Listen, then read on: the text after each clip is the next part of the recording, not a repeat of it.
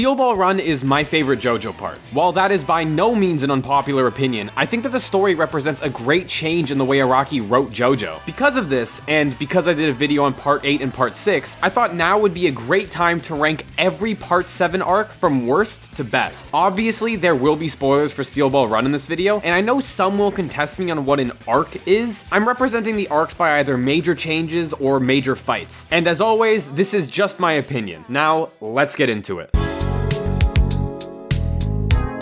While I don't think any Steel Ball Run arc is awful, there was always going to be a worst one. In my opinion, the worst one is Desert Born Outlaws. This arc is our first stand battle, but the main difference between this and almost all the rest is that our main characters don't yet have stands. Before that battle, we start out with Johnny and Gyro sitting by a campfire. This is around the time where we learn the story of Marco, which quickly makes Gyro even more interesting and shows how this won't be like other JoJo parts where non-main character backstories are saved until late into the part. Suddenly, the Boom Boom family begins approaching them, and Gyro is stabbed in the foot by seemingly nothing. The duo quickly realizes that the Boom Booms have an ability to control metal. As Johnny and Gyro flee, the Boom Booms reveal their grand plan, which is to magnetize Johnny, Gyro, and someone chasing them, Mountain Tim, and have them all crush each other. Mountain Tim is a relatively cool character, but as we'll see later, he doesn't last long. The fight continues, eventually culminating in Johnny understanding how to use spin, more specifically on his nails. This is because the whole time they were fighting in a devil's palm. My main issue with this fight is that it's incredibly boring. The Boom Booms aren't interesting, and their ability doesn't do anything interesting. Unlike when I looked at JoJolions arcs, I don't really hate this arc, it's just kind of boring, which depending on how you look at it, could be worse. The whole thing is honestly a slog to get through every time I reread Steel Ball Run, and it's only competing for one other arc for the worst, and that arc is...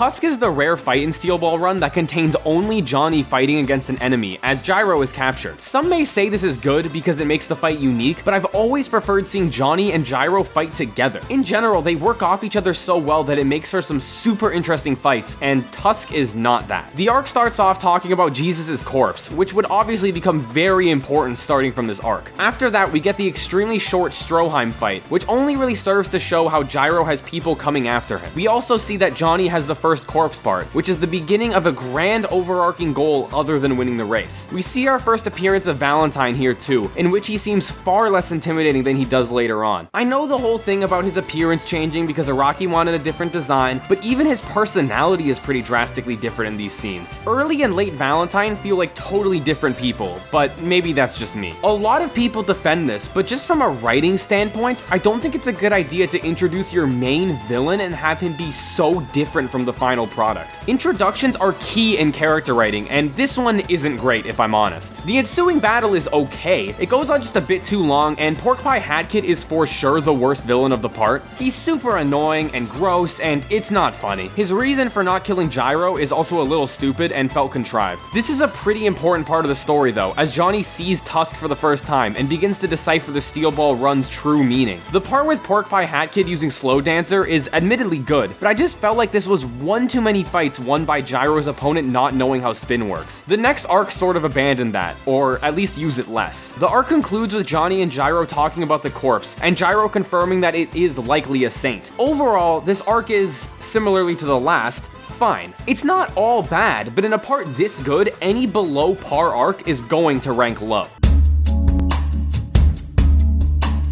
This arc is the beginning to proper stand battles, and also an explanation of our two main characters' pasts, specifically Gyro. It starts off with Gyro's backstory about how he needs to succeed his father in executioneering, with Gyro learning spin from his father. Gyro's reasoning for racing is also revealed by confirming that he was meant to execute Marco. It's also shown how Gyro's father always disliked how he brought sentimentality and emotion to a job that generally should require objectivity. This sentiment will be brutally brought back later on, showing the excellent foreshadowing in this part. This is a great beginning to Gyro's inspiration for the race. I always loved seeing a glimpse into Naples and Gyro's life pre-Steel Ball Run. Back in present time, a new character named Oya Komova enters the village Johnny and Gyro are staying in. Mountain Tim confronts him about this, but Oya Komova seems unconcerned. He simply stands there as Mountain Tim attacks, which leads to ticking time bombs appearing on his skin before they explode. This will bring me into one of my favorite aspects of Steel Ball Run, especially early Steel Ball Run. These stands feel less like the ones in part 6 and more more like the ones in part 3. Stands feel more like a handy tool, not really a way for a user to completely dominate a fight. Anyways, Mountain Tim survives by quickly using his stand. He warns Gyro about Oyakomo Va, who has already placed bombs on him. The time bombs must not be released or else they will explode. The fight commences, which is mostly just Gyro and Johnny chasing Oyakomo Va as he throws objects behind him with bombs. This part of the fight is okay. It gets pretty repetitive, which is my main issue with this arc, but I do genuinely like how it's a chase. One aspect of the fight I also like is the ending with Johnny and Gyro teaming up to take Oyakomo Va down. The arc concludes with Johnny and Gyro finding the zombie horse, and a short interlude going more in depth on Gyro's father. Overall, this arc is fine, the fight is okay, and the development of Gyro is a great stepping stone into my favorite JoJo character.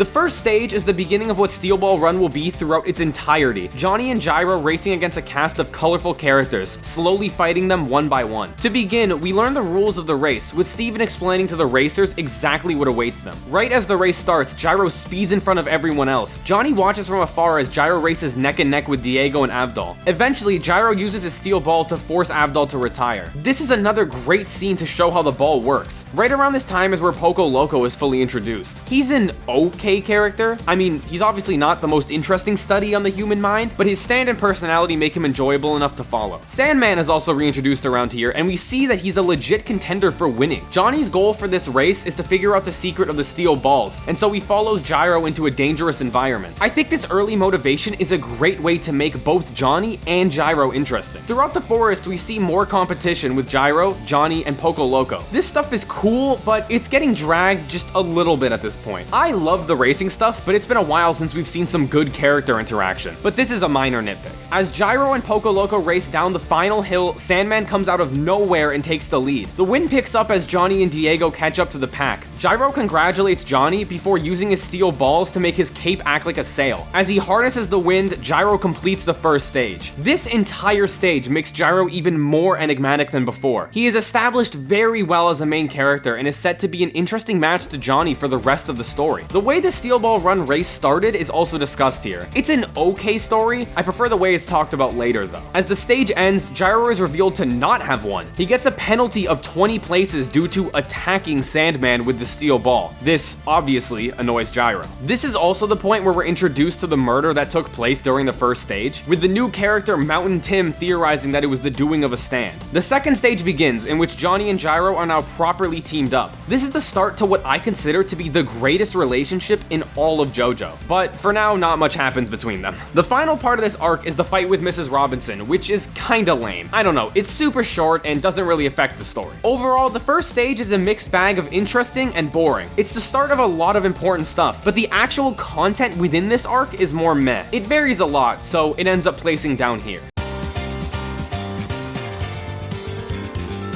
Tubular Bells begins with the new character Mike O talking to Diego about how Team Valentine obtained all the corpse parts Johnny and Gyro had. This introduction to Mike O is fine. He's definitely one of the weaker villains of Steel Ball Run. With the new information Diego gave them, and with the permission of Valentine, Mike O uses his stand Tubular Bells to create these balloon dogs made out of metal that track smell. I actually really like this stand, although it is maybe a little bit overpowered in my opinion. I mean, Mike O can literally just sit there while his stand auto-tracks a specific person. It's like sheer heart attack, but even better because it locks on to a specific target. With Lucy becoming more aware of her incoming capture, she fakes to Scarlet Valentine that she is attracted to women, since Scarlet is bisexual. This leads to her seducing Scarlet, which is weird. I get what Araki is going for here, trying to show that Scarlet is also not a good person, but still, all of the Lucy stuff just feels a little unnecessary. It ends with her drugging Scarlet, and as revealed by a flashback, using Cream Starter to make herself look like Scarlet to avoid Tubular Bells. Hot Pants helps out Lucy in exchange for Lucy getting Valentine's corpse parts for her. This is a pretty good part of the arc because it leads to Lucy taking more action. She goes from so timid to slowly being able to do more and more. As Lucy begins to take out the heart, Tubular Bells attacks, stabbing Lucy in the leg. Just when you think it can't get any worse, the real Scarlet walks in on Valentine and Lucy. For some reason, after this, Scarlet goes completely insane, shooting Lucy multiple times. This part is a little ridiculous, and I don't really like it. It just felt out of character for Scarlet, and I feel feel so bad for Lucy here. Lucy uses some quick thinking and utilizes Cream Starter to make Tubular Bells attack Scarlet. Scarlet is killed, which was very satisfying, but if I'm honest, she was one of the worst Part 7 characters. Everything about her writing is so weirdly unrealistic and weak. From here, both Hot Pants and Mike O appear out of nowhere and start fighting each other. The situation gets even more intense when Valentine and the Secret Service are trying to barge into the bathroom they're all fighting in. The fight gets even more dire when Mike O uses his ability to turn shutters into balloons, which he then turns back into shutters, cutting Hot Pants' arm off. Suddenly, Mike O begins inflating himself, and the explanation is that Hot Pants' blood got into his throat when her arm came off? I'm not really sure, and this ending to Mike seems a little dumb. The arc concludes with Lucy not being caught and continuing to live as Scarlet, which was an interesting direction to take the story. Tubular Bells always stands out to me when I read it because generally at this time in the story, a lot of the fights are really well written, but Tubular Bells has multiple instances of weird character writing and ability use that just left me confused. I do like how this arc progressed the story though, and there are multiple times where I was engrossed in the fight that was happening, even if the conclusion was underwhelming.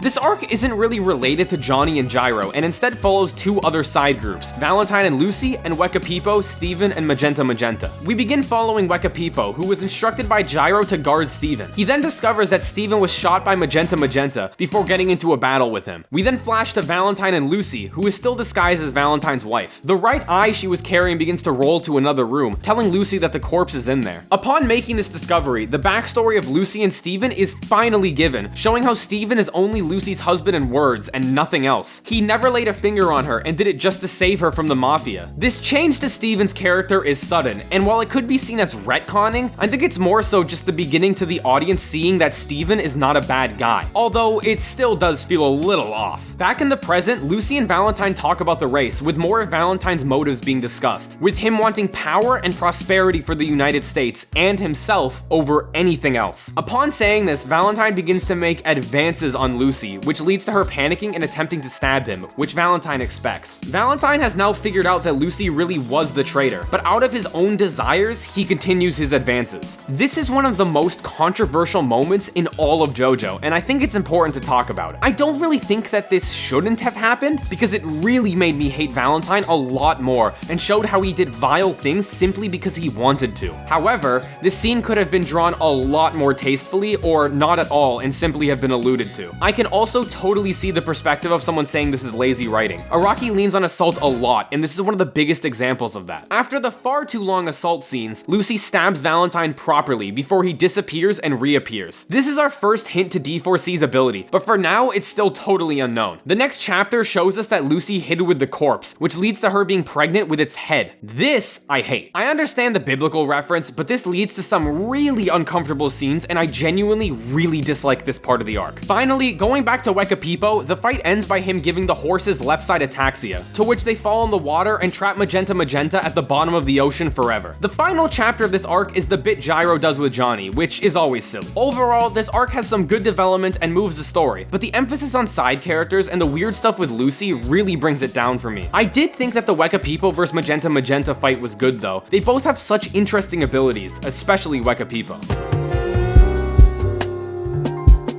The intro to Steel Ball Run is not really comparable to the parts it's sandwiched between. Both Part 6 and Part 8 do its job better in my opinion, but that isn't to say that the intro to Part 7 is awful. One thing I do like about the intro is that the chapters all kind of focus on one character, and I especially like how our first character is Sandman. The story begins with Sandman being called a traitor for reading books by the settlers in America. It's eventually revealed that Sandman is simply looking out for his people by trying to obtain power in the New World. Sandman clearly cares a lot about his sister, and he's a super likable character for now. It is interesting to see how Araki handled American colonialism, and while it's nowhere near perfect, it certainly does show a glimpse of the horror many indigenous people faced. Kind of unfortunate what happens to his character later, but we'll get there when we get there. Steven Steele is our next character, and he starts out kind of annoying, and although I think it's supposed to have this effect, him having a 14-year-old wife really put me off the first time reading. The introduction to the Steel Ball Run race is sort of just an exposition dump about the next 90+ chapters, but one underrated thing it introduces is the alternate characters. I love this idea by Araki, even though it doesn't really amount to much. Most counterparts are completely different from their originals, just with a shared name, but it's still cool to be able to do this while reading. Gyro's introduction is up next, which is honestly one of the coolest character intros in all of JoJo. And I promise I'm not just saying that because I love him so much. Poco Loco is also quickly introduced, and I mean, he's fun for what he is. I just never was really rooting for or against him. As we cut back to Gyro, we get introduced to a paralyzed former horse jockey, Jodio Joestar. Gyro does a cool maneuver with his steel ball before Johnny touches it. He suddenly stands again, prompting one of the best speeches in JoJo. I really like what was done here, and it was written super well and had some amazing foreshadowing. The third chapter is all about Johnny, giving a basic rundown of how he became paralyzed. This is a good way to find out more about our new main character, and Johnny's backstory would only become better as the part continues. Temporarily being able to stand leads to Johnny wanting to find out more about Gyro. This causes him to repeatedly try to board a rowdy horse, despite not being able to stand. This determination is what makes Gyro interested in Johnny, and it eventually leads him to participate in the race, which finishes up the arc. I think the intro to Steel Ball Run is overall good, but it just scratches the surface, and there is so much more in this part that is written so much better. The characters are introduced well though, it just felt like a lot of exposition compared to parts 6 and 8, which didn't immediately introduce so many characters.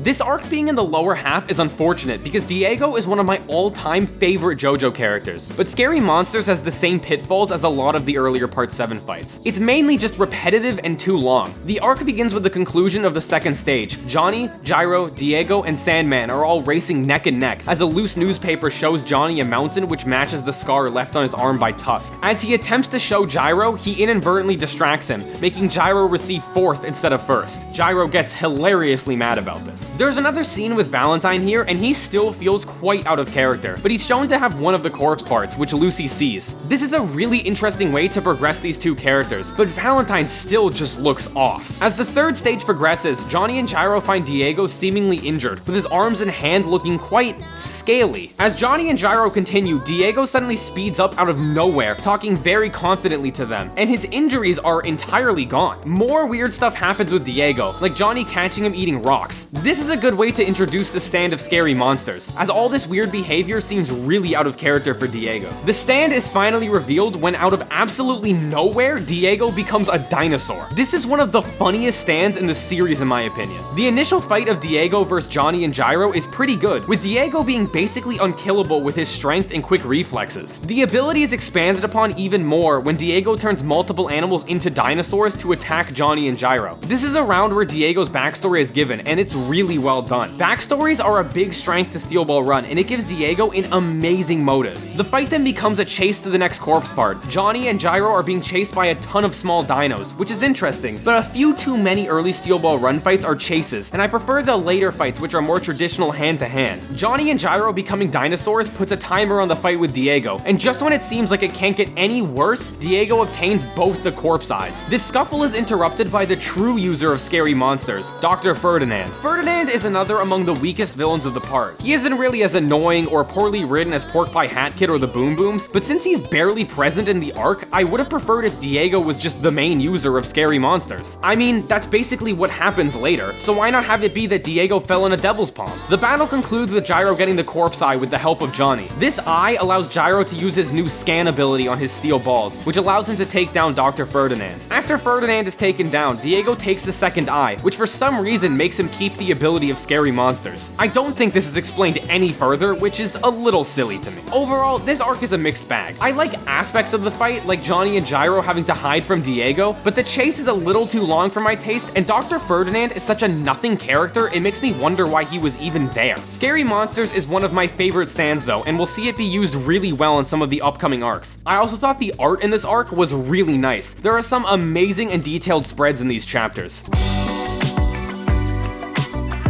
This is a pretty short arc that comes right before D4C. One aspect of it that I really like is that it contains almost all our major characters fighting each other in a small area. From the beginning, the town square has Johnny, Gyro, Diego, Weka Pipo, and Valentine all in close proximity. Johnny and Gyro are trying to get the corpse parts from Diego and Valentine before a mysterious man starts walking towards Gyro. This man distracts Gyro from the fact that Valentine is creeping up behind him. As Johnny yells for Gyro's attention, he's suddenly shot through the face. This is genuinely a shock on a first read. The perpetrator, who is a shadow, tries to finish the job, shooting Johnny 3 more times before Johnny uses Tusk Act 3 to escape. As this is all happening, Gyro is forced to fight Disco's stand. The stand works like a grid, where Disco can move things from one space to another using a keypad on his arm. This ability is super random, and I honestly don't like it too much. The way Gyro takes him out is cool though. He uses the steel balls to manipulate the air around them, making the light refract in a way where Disco can't tell what square Gyro's on. This is some insane thinking by Gyro, and it's crazy how Araki still comes up with new ways to use spin even 65 chapters in. The arc concludes with Gyro approaching the witnesses to the shooting, asking who did it. Half say Diego, half say Wekapipo, and one man says Valentine. This leaves it completely up in the air who actually shot Johnny, which is a really interesting twist to leave the arc on. While it is quite short and Chocolate Disco isn't the most developed stand, I still thought the mystery of Johnny being shot and the way Gyro took out the user was interesting enough to earn it a spot this high on the list. I still take issue with just how short the Chocolate Disco fight was though. It just feels kind of out of place. This arc is just really good at setting up another arc we'll talk about later. This is another short arc that is mostly used for setting up another later arc, but I still think that it works really well for what it is. It mostly follows Lucy as she tries to escape the hospital she's being held in, using what is seemingly the ability of the corpse, Ticket to Ride. The ability of this stand is kind of unclear, but it seems to work kind of similarly to Wonder Review, with anyone trying to harm Lucy being stopped by some kind of insane fate. While it is satisfying to see these people get hurt, sometimes in extremely gruesome ways, this arc still has the whole Lucy being pregnant thing, which like I said before, I really hate. The corpse is telling Lucy how to escape from her situation in the hospital, guiding her to a particular boat. While this is all happening, Gyro finds where Johnny was hiding after being shot. The situation clearly rattled both of them, but in different ways. Gyro says the event is proof that they're in over their heads, especially considering that Valentine now has all the corpse parts. Johnny takes it as proof that they need to keep fighting, however. Gyro finishes the conversation by saying that knowing when to give up takes courage, but Johnny isn't having it. He yells at Gyro while crying that his legs moved again. Johnny believes that obtaining the corpse will lead to him being able to stand again. He even admits that it isn't necessarily about who's good and bad for him right now. He simply wants the corpse for his own reasons. Seeing this, Gyro tells Johnny about the potential spinning power that horse stirrups may provide them, potentially giving them an infinite rotation to kill Valentine. This leads to Johnny saying that the Joestars are historical horseback riders, and the Zeppelis are historic spin users, meaning that the two of them are a perfect match for destroying Valentine. This is one of my favorite scenes from the whole part. This whole conversation between the two is so elegantly written and human. Neither of them feel out of character, and the setups for later are all done so well. The arc concludes with Lucy realizing that the voice she was hearing was Valentine. I don't really understand why Valentine did this though. I mean, he basically killed 2 of his subordinates for no reason. Couldn't he have just told them to bring Lucy to him? Regardless, this short arc is elevated to the spot it's at because of the phenomenally written Johnny and Gyro interactions. This is a really amazing moment for them to have before the final fight against Valentine definitively begins. I have been quite harsh on High Voltage in the past. This felt like a really weird fanfiction, frankly. It was weird and didn't need to happen. I think the part would have been better without it. So this is my chance to confirm that while I don't hate it, I certainly have some problems with it. High Voltage begins right after the fight against Valentine is won. This is my first issue with the arc. There's barely any downtime between the gigantic battle between Johnny and Valentine. I mean, Gyro literally died here, but it feels like we immediately go right back into a fight that seems like it would have happened earlier in the part. There's a pretty big mystery on who the person who stole the corpse actually is, and I will admit that upon a first read, this reveal is absolutely crazy. An alternate version of Diego with the world is something I never thought of. In a series called JoJo's Bizarre Adventure, this stands out as one of the most unexpected things to happen. The following fight between the two is really good for most of it. Both of them play amazingly, and this is our only fight where Johnny has access to all 4 acts for the entirety of it. The next issue I have is the handling of Johnny's dad. He comes out of nowhere, and his whole apology is terrible. It might be intentionally corny, explaining why Johnny doesn't react, but seeing a man who acted so disgustingly to his own son be applauded by so many people just left me with a bad taste in my mouth. It's even worse that he does it right before Johnny's about to win. It just cements the idea that he only ever cared about Johnny's victory and not him as a person. The fight continues, and both use their abilities really well. This is truly one of the most entertaining fights in the story. The arc concludes with Johnny shooting at Diego, but he stops time right before it hits him. While this may seem like a weird place to end the arc, this is where the chapter titles change and the ending feels like its own part, so I'll leave that for later. Overall, High Voltage is mixed. It contains one of my favorite fights of the whole part, as well as a perfect twist villain. But on the other hand, it contains some of my least favorite story aspects from Steel Ball Run. Although I will say that I was probably too harsh on it in the past.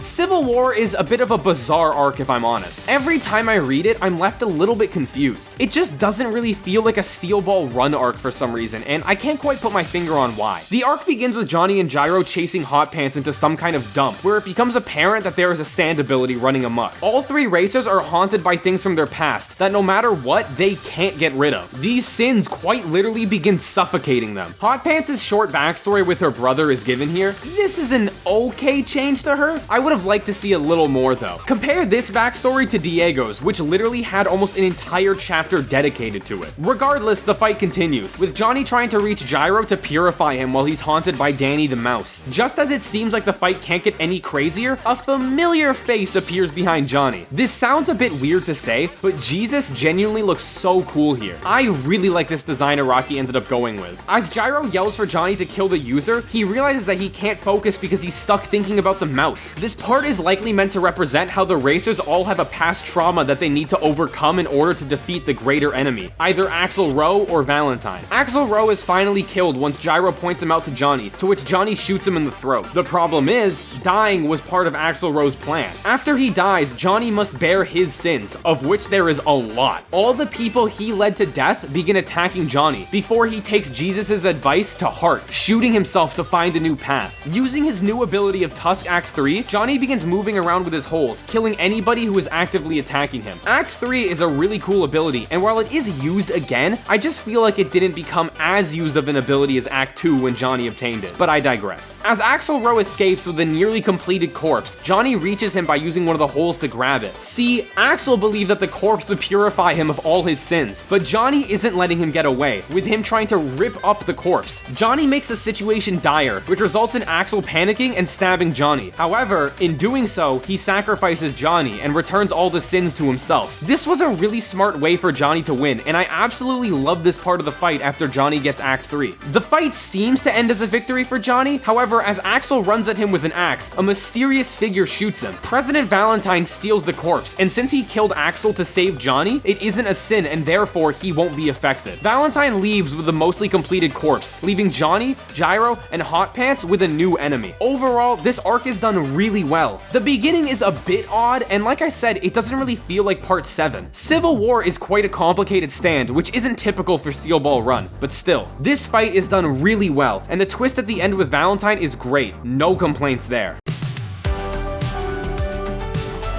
The D4C arc serves mostly as our introduction to Valentine's ability and an explanation on what happened to Johnny. In fact, Johnny and Gyro aren't really present in this arc too much. It mostly focuses on Diego and Weka Pipo, which shows how strong the side characters in part 7 are. They can stand on their own, and later we'll see that they can have some of the best arcs in the part. The arc starts off with the shooting of Johnny from both Weka Pipo and Diego's perspectives. After reading Steel Ball Run several times, I still can't fully wrap my head around what happens here. I'm sure it probably makes sense, but even knowing what D4C does, this section is super confusing. It's unfortunate because I think this part is cool, but it's just a bit too convoluted for my taste. Once Valentine starts to approach Diego and Weka Pipo, he has an extremely menacing aura, teleporting all around before suddenly appearing above them. The introduction D4C panel is one of the best panels in the whole series, followed up by another one of the best panels in the whole series with Valentine's left side ataxia. The fight continues as all three people involved use their abilities in some really awesome ways. Valentine especially shows off how powerful D4C is. His ability is shown in a way that makes it seem genuinely invincible. Valentine barely gets a scratch on him this whole fight, and even when he does, he just switches to an alternate. The fight comes to a climax when Diego is pulled through the flag and meets his counterpart, resulting in the horrific death of being essentially ripped apart. Diego uses some quick thinking and his dinosaurs lead Johnny to the president, to which he shoots Valentine multiple times, with him just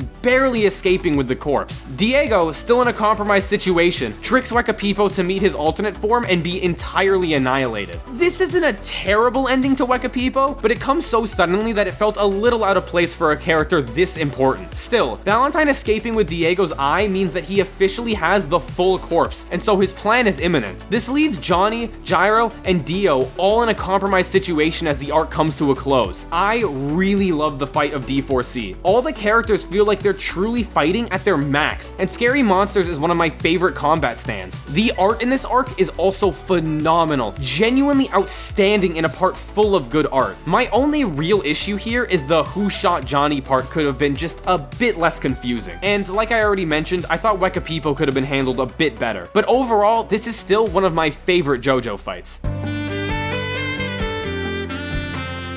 Catch the Rainbow is probably one of the arcs of Steel Ball Run that somebody who hasn't read the series would know about, mostly due to the TikTok edits of Blackmore. I'm not really sure how people feel about the arc itself though, so it may be unpopular to not have it in like the top 5, but I still really like this arc. It's another one that doesn't focus too much on our main characters. Instead, it mostly follows Lucy Steele as she's pursued by Blackmore for stealing the location of the corpse part. The scenes of Lucy running around are all super intense, especially with Blackmore. He's honestly really intimidating sometimes, only amplified by the fact that not only can he fly, but also Lucy's lack of a stand prevents her from really fighting back. Mountain Tim's reintroduction is cool, but Araki kind of murders his character with the stuff he says here to Lucy. It felt really unnecessary, and I'm sorry, I don't care that much about historical accuracy. Hearing a grown man say that he wants to love a 14-year-old girl is weird. Luckily, we don't have to hear him for much longer because Blackmore catches up to him. Mountain Tim's death scene is honestly probably his coolest. He goes out with dignity, and it helps show how truly devastating Blackmore's ability is. Still though, Mountain Tim always feels weird on a reread. He's seemingly established to be pretty important, but instead he only shows up a couple times before dying. With Lucy obtaining the corpse part and Blackmore on her tail, we flash to Johnny and Gyro, who are chasing Diego for the eye they lost in Scary Monsters. When Blackmore catches up to Lucy, he leaves her punishment for Valentine to decide, but as he contemplates taking the corpse for himself, the scenery around him suddenly begins to change. This is seemingly the corpse parts trying to move closer to each other, but this scene is so weird because it never happens again. I don't even really know why this part was added, to be honest, because Lucy just ends up shooting Blackmore and taking the part. Blackmore heals his wounds with rain, but when the rain ceases, he will die, adding an interesting time element. Meanwhile, Johnny and Gyro are having a race with Diego. In particular, Gyro and Diego are directly racing, with Gyro using what he learned from Ringo Road again to help him surpass Diego. I actually really like the race here. It concludes with Gyro using his steel ball to spin in a way that Diego can't detect, which I think is really cool. Just as everything cools down, you remember that Lucy was coming to them with Blackmore following closely behind. Johnny and Gyro's attacks are useless because in the domain of rain, Blackmore is the ruler. Blackmore begins to kill the three of them before Gyro's steel ball turns the rain into vapor, taking Blackmore down. Just then, the rain ends. The arc ends with Johnny and Gyro finding the location of the next corpse part using the spine. Overall, this arc is great. My only issue is Mountain Tim, but besides that, so much is done impeccably here. Blackmore is a phenomenal villain. I like Johnny and Gyro racing Diego, and Lucy's chase is super intense. Really great stuff from this arc, and I totally understand someone having it higher.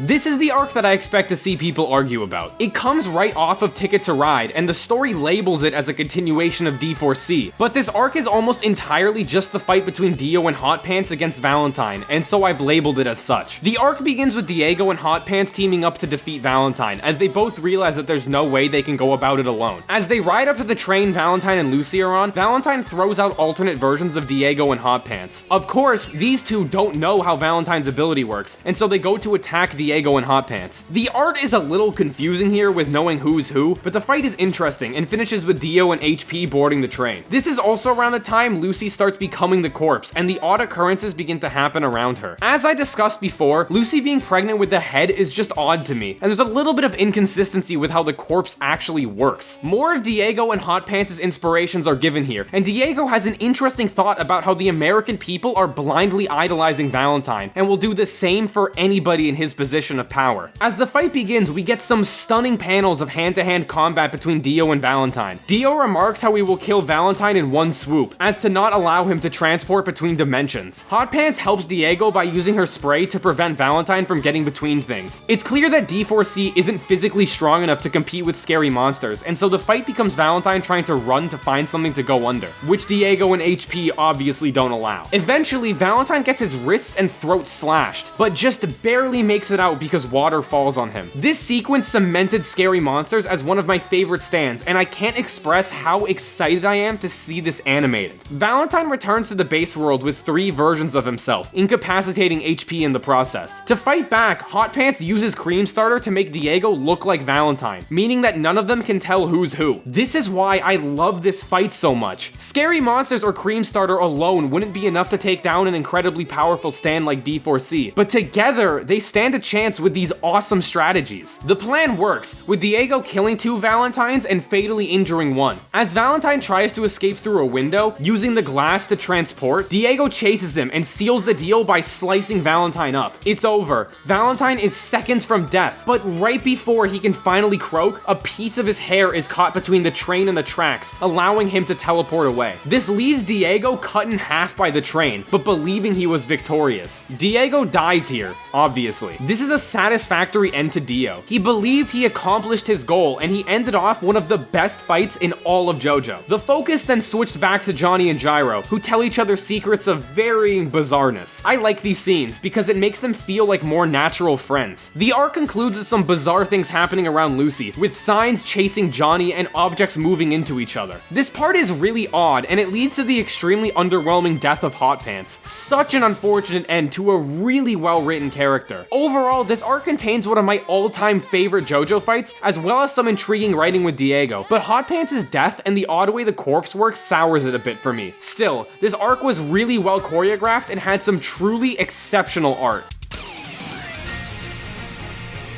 This arc comes right after Catch the Rainbow, and so the first little bit of it is just following up on what happened in that arc. Firstly, we see Gyro convince Lucy that she has to be the one to help them get to Valentine. This is kind of a crazy decision on Gyro's part, but the writing is done really well, and it contributes to Gyro's final arc as a character. We also see the first interaction between Diego and Valentine, in which it's revealed that Diego and a mystery user will attack Johnny and Gyro as assassins. An aspect of Steel Ball Run I liked a lot was how the side characters weren't really ever on Johnny and Gyro's team, even though they're sometimes fighting for the same cause. Diego, Hot Pants, and Weka People will switch their loyalty on a dime based on what they want, which makes the story a lot more realistic. Cutting back to Johnny and Gyro, we get the iconic pizza mozzarella scene. As much as this scene has been turned into a meme among the fandom, looking at it from a writing perspective, these little scenes not only act as comic relief, but they also work as cute scenes between friends that help to build the relationship between the two characters. This was something that was a little bit missing from previous parts of JoJo. While they still existed, these moments became a lot more prevalent in parts 7, 8, and 9. The stand fight begins in the classic JoJo way, with something suddenly going wrong with our main characters as they try to find the user. In this case, it's clear that Diego's dinosaurs are attacking with the help of another user to cut up everything around Johnny and Gyro. This battle focuses mostly on Johnny, since both of Gyro's steel balls are destroyed at the beginning of the fight. It's the start to me really loving him as a character, so much that I'd say he's top 3 JoJo's. Johnny's backstory is absolutely heartbreaking in a way that isn't really common among JoJo characters. Many characters have sad backstories, but Johnny's just feels so real and devastating for some reason. The way Nicholas dies is so interesting too. There's never confirmation that the mouse was Danny, and it's clear that Johnny doesn't fully blame himself for the death, but the fact that the audience is left to wonder on whether they were the same mouse shows how Johnny likely agonized over the question. The conversation between him and his dad is so naturally written. It's such a good portrayal of how they both are in such contention but want to remain civil with each other, with his father diminishing his victories and constantly comparing him to Nicholas. This scene culminates in Johnny being kicked out of the house, with his father remarking that God took the wrong son. This quote is absolutely heartbreaking and would follow Johnny for a while. That thought was constantly with him, that he doesn't deserve his position. Johnny feels absolutely hopeless, but Gyro brings his spirits back up with lesson 4, trying to quickly advance Johnny's skill. This is our introduction to the golden ratio and how adhering to it can allow for an even greater spin. The fight for from here is really good. Gyro becomes incapacitated, leaving Johnny to have to evolve his spin on his own while fighting Sandman, or Soundman. Honestly, I don't like what was done with him here. Soundman seemed like a kind of interesting commentary on indigenous Americans. Nowhere near perfect, there are a lot of flaws here, but at least his motives made sense. While I can understand him turning to Valentine for power, he didn't previously seem like the kind of guy that would do that, and I wish we could have seen him race longer. I always thought he was super cool. The fight continues, and there are some really amazing full-page spreads before eventually Sandman is killed. He dies claiming that he has no regrets, which is bizarre because his people's settlement was being taken over, but I guess that's besides the point. The arc ends with Hot Pants stealing Johnny's corpse parts. Overall, In a Silent Way has a great fight, extraordinary character growth and backstory for Johnny, and an okay end to Soundman. Still though, the writing in this arc is generally so amazing that I couldn't place it any lower.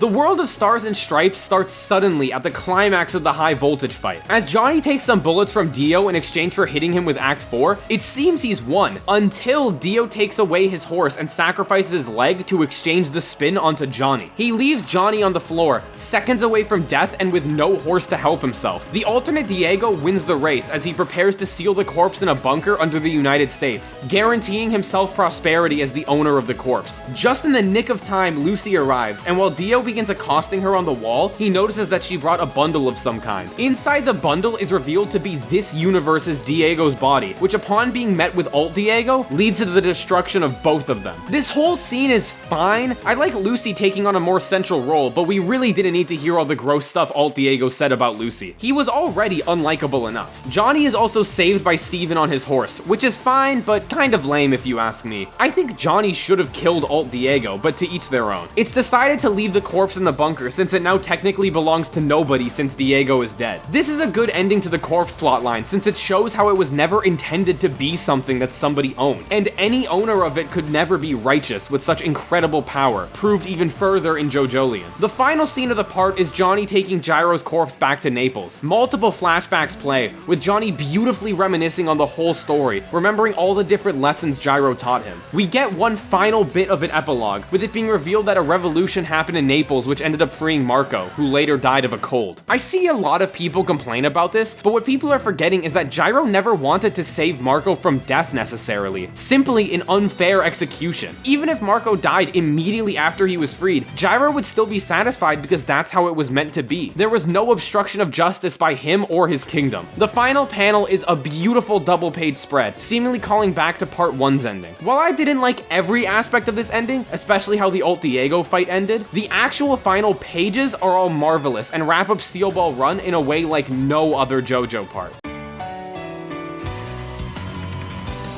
These arcs are really hard to order. For these next 6, I would understand somebody putting any of them as their number 1. Wrecking Ball is the worst out of these, but these next ones are all basically perfect. Wrecking Ball begins with an intro to Wekapipo, which is, like most of the backstories, phenomenal. It immediately makes Wekapipo interesting and shows the corruption that existed in Gyro's home country. The introduction of more steel balls is also an excellent decision. Wekapipo's left side ataxia is very well used, and it's such a cool ability to give a villain. The plan is that using left side ataxia, Magenta will sneak around Johnny and Gyro and kill them with his gun. Despite knowing what the plan is, Johnny and Gyro can't do anything because of Magenta's stand, 20th Century Boy. This is a stand ability that is super unique, with it being almost 100% defensive and having nearly no offensive capability. I think it might be the only stand like that in the entire series, unless I'm forgetting one. As the fight continues, we get interspersed scenes of Gyro's backstory, with him believing that his surgery on Wekapipo's sister was not a success, despite the fact that she wasn't there for her blindness, but for an injury. As the fight continues, Gyro takes out Magenta in a really smart way, but it results in him losing all ways to show Johnny the golden ratio. This fight overall is really well written. All of the character interactions and ability usage feels supernatural and smart. Nothing feels like it comes out of nowhere, which is something I can appreciate in a series where people become snails due to subliminal messaging. As the fight progresses, it truly appears that all options have left Gyro and Johnny since they can't find the golden ratio. ratio. That is until the snow begins to fall. As Gyro defeats Wekapipo, he admits that it was nothing but a coincidence, but Wekapipo argues that it doesn't matter. The result is all that matters. This connects to Gyro's backstory amazingly, and it's what makes me love this arc so much. While it could be seen as a cop-out, the snow falling is an awesome scene that wraps up the entire arc perfectly. The arc concludes with Johnny and Gyro winning the stage by combining the steel ball and tusk. Them working together is done excellently here, and this is one of my favorite racing segments of the entire manga. Overall, Wrecking Ball is perfect in basically every way. The fight is well thought out and the ability usage is phenomenal. While there are 5 arcs above this, from here they're all basically perfect. This arc is the beginning of the fight with Valentine. This overall fight lasts about 10 chapters, but I split it into 3 different arcs as the naming of these chapters changes 3 times. The arc begins with Valentine discovering how he can use the corpse to his advantage as Johnny and Gyro approach. It's revealed that Valentine can't get rid of Johnny's bullets even with D4C, which is some excellent foreshadowing for later. The ability of the corpse is shown fully here, with it being able to sort of attract the world to it. It's kind of confusing, and it even works on injuries, which is really bad for Johnny and Gyro. To be honest, I never liked this aspect of the ability all too much, but it creates some cool panels, so I'll forgive it. The fight ensues between the two and Valentine, but Valentine is basically invincible, and so seeing that Gyro is injured, Johnny decides to flee, declaring that there isn't any way to defeat Valentine. All hope seems lost until Gyro reveals that he hit Valentine, even if just a little bit. By using their horses, Johnny and Gyro can master spin and perhaps surpass Valentine, and so they set off again. Valentine faces them head on in a chase. This scene is super tense, with Johnny having to wait until the horse makes the proper shape. When he makes a mistake, Valentine capitalizes, cutting off Johnny's arm. Since Hot Pants is dead, this really feels like a heavy blow, since Johnny is basically screwed here. Johnny is luckily saved from death by Steven, who reaffirms himself as a good person after saving Lucy and putting her on Gyro's horse, putting his own life in jeopardy. Gyro runs away from Johnny with Lucy, leading Valentine to himself, seemingly to save his friend's life. The arc concludes with it being revealed that Valentine had his ear taken off by the steel ball, which is an eerie prediction by Araki. This means that Gyro truly can kill him, but it also means that Valentine now knows this and will approach the fight differently, as he not only knows he can be hit, but he knows how Gyro's doing it. And that's where the arc finishes. Honestly, this is mostly preparation for Ball Breaker, but even the preparation for an amazing arc is still good. The fight here is enthralling, and seeing the way Johnny and Gyro slowly realize how to kill the unkillable is excellent writing.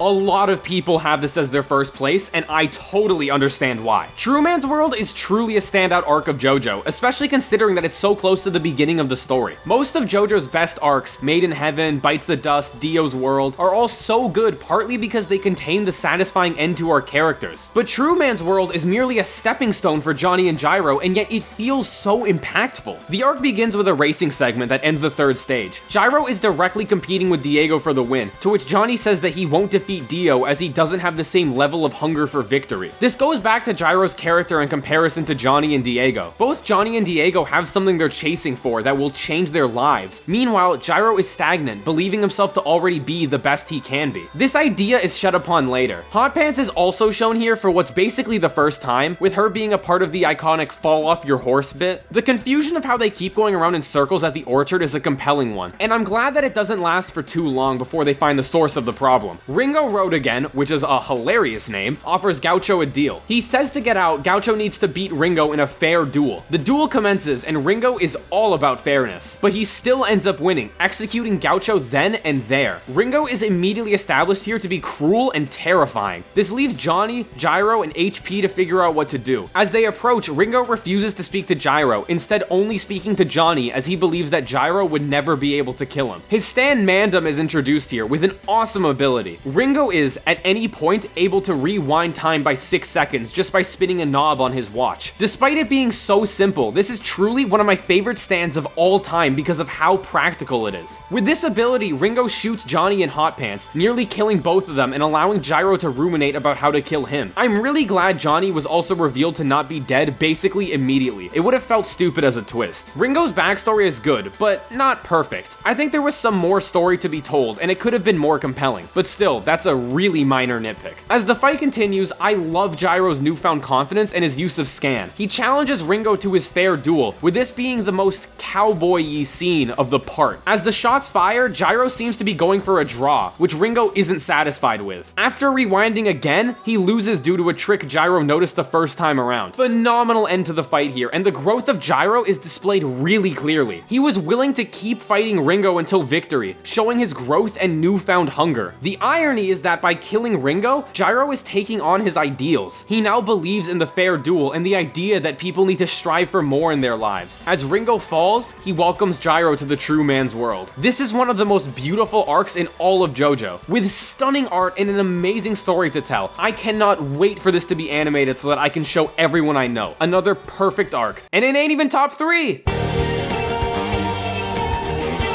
Sugar Mountain is, similarly to True Man's World, also not near the end of the story, and yet it is still one of the arcs in the series I think of the most. It's the culmination of Johnny and Gyro's relationship up until this point, and I believe it to be one of their best arcs together, and on top of all that, probably the most emotional arc of the series. The arc follows Johnny and Gyro trying to receive the next corpse part, being the ears, while they're being chased by 11 men hunting them. On the way, they meet this strange child named Sugar Mountain, who begins to kind of just give them free stuff for no reason, including the corpse parts. Just as everything seems to be too perfect, Sugar tells them that they need to use all the things she gave them, or else they will die by the end of the day. Johnny and Gyro are now in a tough spot. They have $50,000 in cash, solid gold, and a diamond that they have to properly use by sundown. Meanwhile, there are still 11 men after them. I adore this part of the arc. Johnny and Gyro running around town trying to use up the money any way they can, but since it needs to be fair, they can't just blow it all on nothing. They end up deciding to gamble it all away, but since the dealer is cheating, the exchange is no longer fair, causing them to become immobile. The situation becomes super intense as the 11 men walk into the casino. The ensuing shootout is done very well, with Johnny and Gyro having to find cover where they can from a stand ability that seemingly makes its user immortal. This fight is super intense, and it really makes it feel like both Johnny and Gyro could die at any moment. The fight also produced what many call the best panel in all of JoJo. I don't know if I'd go that far, but it is absolutely stunning. The fight concludes with the 11 men being killed by a group of assassins Gyro hired. By hiring them, he legally and properly used up all their money from Sugar Mountain. Everything seems a little too perfect as they walk out of the casino, and then you remember the corpse parts. Gyro begins to turn into a tree, but Johnny is okay since it was Gyro who did the trading. In a moment of desperation, Johnny keeps the corpse parts. Gyro's reaction is genuinely heartbreaking. It really seems like Johnny's desire for the corpse parts got the better of him, until Gyro comes back. Johnny traded the corpse parts to the last survivor of Tattoo U in exchange for a bottle of wine. This reminds Gyro of a time his father forced him to choose between the lives of the two patients he was saving. His father claimed that decisions like these should be put into the hands of God, like a ball hitting a tennis net. Back in the present, Gyro asks Johnny for a toast. However, Johnny retorts by saying that there's nothing to toast to. Gyro says that the toast is to the next corpse part, showing how in this case, Johnny made the correct choice by saving Gyro over the corpse. Despite believing he had nothing, the importance of the situation is that he still had Gyro, someone who could help him restore the corpse, and more importantly, his mentor and friend. The two drink silently in the snow together, reminded of how important they are to each other. I am running out of synonyms to describe how perfect these arcs are. The fight with the 11 men is amazingly choreographed. Sugar Mountain's ability is immensely interesting, and that final part is one of my favorite character moments in all of JoJo. Beautiful, must read, phenomenal, amazing, gorgeous, and every other good word you can think of.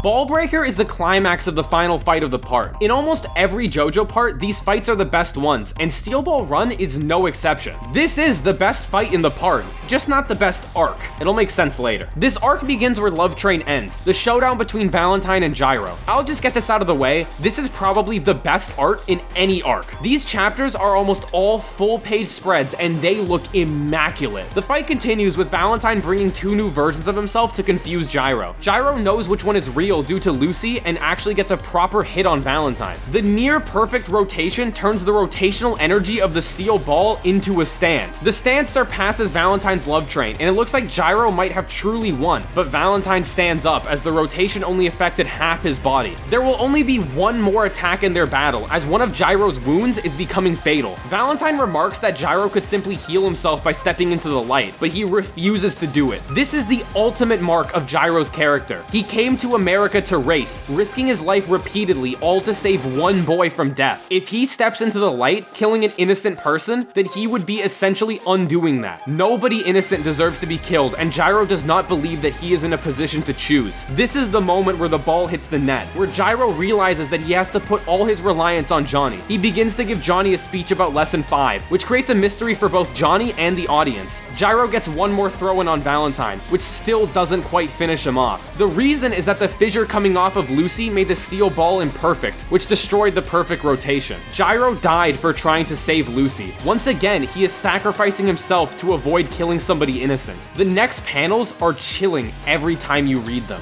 Johnny has such a visceral and brutal reaction to Gyro's death. All hope is lost as Valentine walks towards Johnny, who is still within the first stage of grief. Johnny panics, likely under the stress of losing Gyro, and therefore he miscalculates, which gets his horse's leg cut. Everything seems lost as Johnny lays on the ground with one nail bullet. Unable to walk and unable to use the perfect rotation, he thinks back to Gyro's last words, and he realizes what his friend meant. Johnny throws the steel ball at his horse, causing it to kick him with the perfect rotation. As Gyro said to him in lesson 1, it's nothing but a bodily reflex. With this new spin, Johnny unlocks Tusk Act 4. With simply one shot, he kills Valentine, but not before he transfers D4C. However, no matter what Valentine does, he ends up spinning. Johnny hit D4C, not Valentine, and so since the spin is infinite, Valentine can never escape it. The backstory given to Valentine here is short, but still interesting. It shows why he takes patriotism so seriously and how he was misguided as a child to do anything for his country's prosperity. The arc ends on a crazy note though. Valentine admits defeat, but he offers Johnny a deal. Johnny saves him in exchange for him bringing Gyro back. Ballbreaker is phenomenally good. It represents the end of Gyro's character arc and shows how he and Johnny were equally important in this story. Both of them taught each other things, but Gyro was the one who gave Johnny the final push he needed to defeat Valentine. I could totally understand someone putting this first, but to me, that spot goes to...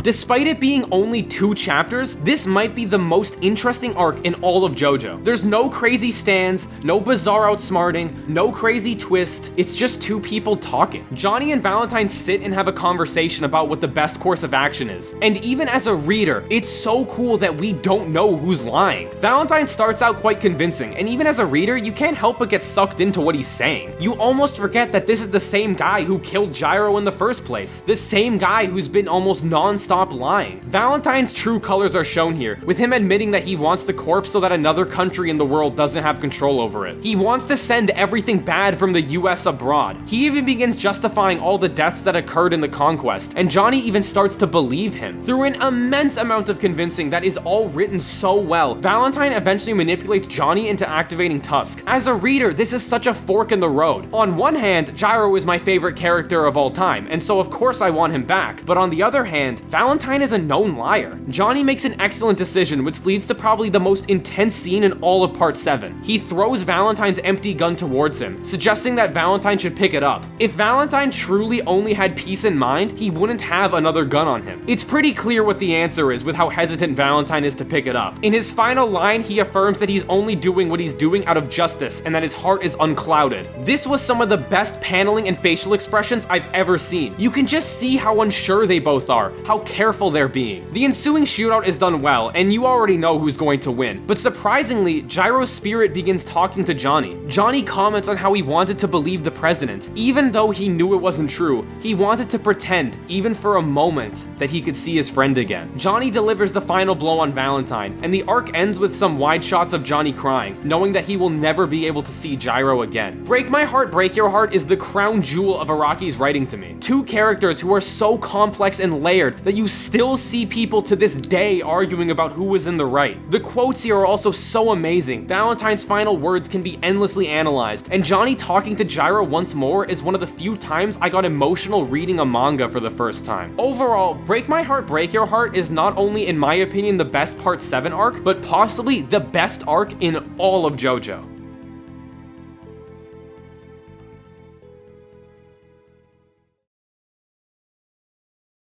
And that was my list. If this video goes out when I'm trying to get it out, it should be the day of the Steel Ball Run trailer, so hopefully you guys enjoyed that. And I do plan on making these videos for parts 1 to 5, going backwards in order, so the next video should be on part 5, but it might be a little bit before that comes out, so just give me some time. Alright, like I said before, thank you so much for watching, and I'll see you soon.